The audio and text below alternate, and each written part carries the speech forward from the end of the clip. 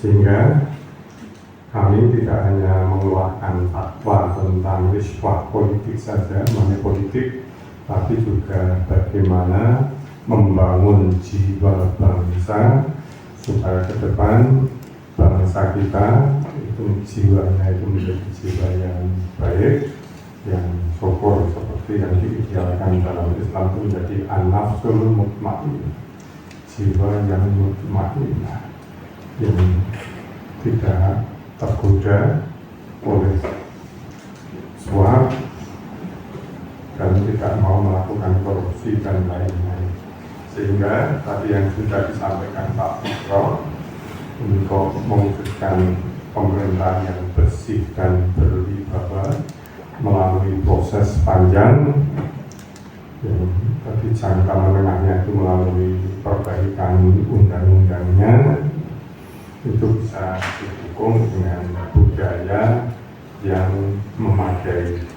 Kalau hanya aturannya saja yang diperbaiki tapi budayanya tidak diperbaiki, maka seperti yang terjadi sekarang ini, ada aturan hukumnya tapi hukum itu hanya menjadi pantas-pantas saja, bahkan karena mental tertentu hukum itu malah disiasati gimana melanggar hukum tapi tidak terjerat perkara hukum di pengadilan. Itu yang terjadi di masyarakat kita. Yang pandangan keagamaan ini disesuaikan dengan paham keagamaan di Muhammadiyah, yang Muhammadiyah memiliki definisi tentang Islam secara jelas.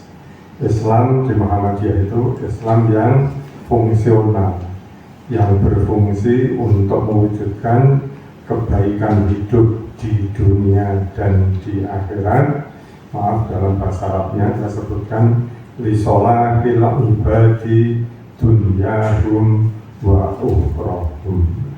Sehingga di Muhammadiyah beragama itu mewujudkan kesejahteraan hidup di dunia dan di akhirat. Tidak hanya untuk ritual saja, tapi ada sosialnya, ada moralnya, demi pengalaman politik uang yang sudah disinggung Pak Busro. Kita juga menyaksikan politik uang yang terjadi pada pemilu pada bulan Februari yang lalu. Bisa melihat akibatnya.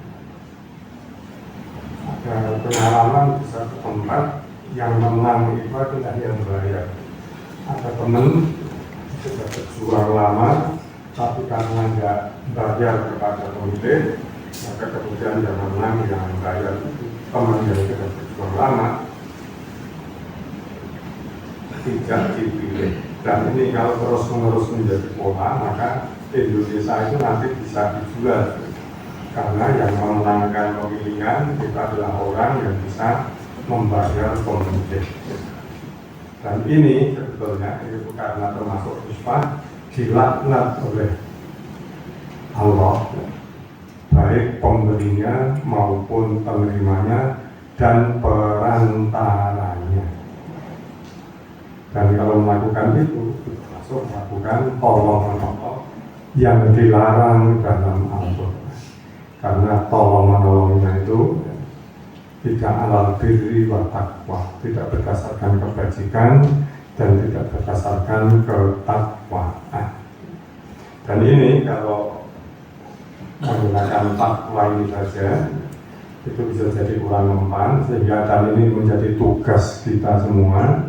Kita memperbaiki moral umat kita, moral bangsa kita dari penyakit wahin. Yang penyakit wahin ini disebutkan dalam hadis Nabi riwayat Abu Dawud dari Thauban. Yang dalam hadis itu penyakit wahin disebut, diberi pengertian dengan hubbud dunya wa karahiyatul maut, cinta dunia dan benci, tidak senang pada kematian. Yang penyakit wahin ini dalam hadis disebutkan mengakibatkan umat atau bangsa menjadi buih, tidak memiliki power, tidak memiliki pengaruh. Dan juga diumpamakan seperti hidangan di meja makan yang menjadi santapan orang yang berpesta pora. Umat bangsa kita sekarang posisinya seperti ini, seperti buih, dan menjadi santapan bagi orang yang berpesta pora. Buihnya tidak memiliki power dan pengaruh. Kita penduduk yang besar 270 juta, tapi kita menjadi dewan anggota tetap Dewan Keamanan PBB. Mestinya kalau Indonesia menjadi bangsa yang besar, kuat ekonominya, kuat pengaruhnya, Indonesia seharusnya bisa menjadi anggota tetap Dewan Keamanan PBB yang memiliki hak veto, yang hak vetonya itu berdasarkan nilai-nilai Pancasila. Ketika ada resolusi PBB yang tidak sesuai dengan resolusi Pancasila, itu penjajahan dunia seperti yang dilakukan Israel sekarang, itu ya bisa diresolusi. Ketika ada resolusi PBB yang mendukung itu, maka kemudian memveto, menolak. Tapi karena nggak punya pengaruh, nggak punya power, maka ya malah kita umat Islam bangsa Indonesia itu menjadi seperti hidangan di meja makan yang menjadi santapan orang-orang yang berpesta pora. Kekayaan alam kita dikeruk oleh orang lain. Kemudian kecenderungan konsumsi kita dimanfaatkan oleh pihak lain untuk mengeruk keuntungan yang sebesar-besarnya. Jadi ketika pendidikan kita kebangsaan dan tentang keagamaan, tiga isu dan agenda itu menyatu dalam satu konsep spirit dan satu gerakan-gerakan untuk aktualisasinya. Nah, dalam konteks itu maka berdiri pula dari Muhammadiyah sebagai salah satu gerakan masyarakat sipil yang selama ini selalu menjaga ritme, mengintegrasikan secara konseptual dan sekaligus operasional tentang nilai-nilai keagamaan dalam penyatuannya dengan nilai-nilai kebangsaan. Tidak hanya konsep, tapi juga sudah diaktualisasikan selama 112 tahun. Maka kalau ditarik di dalam pemilu demokrasi Pilkada 27 Kementerian Pertahanan, Muhammadiyah juga terus melakukan kajian. Antara kajian itu adalah tentang dampak yang terkait dengan praktek pemilu dan pilkada sebagai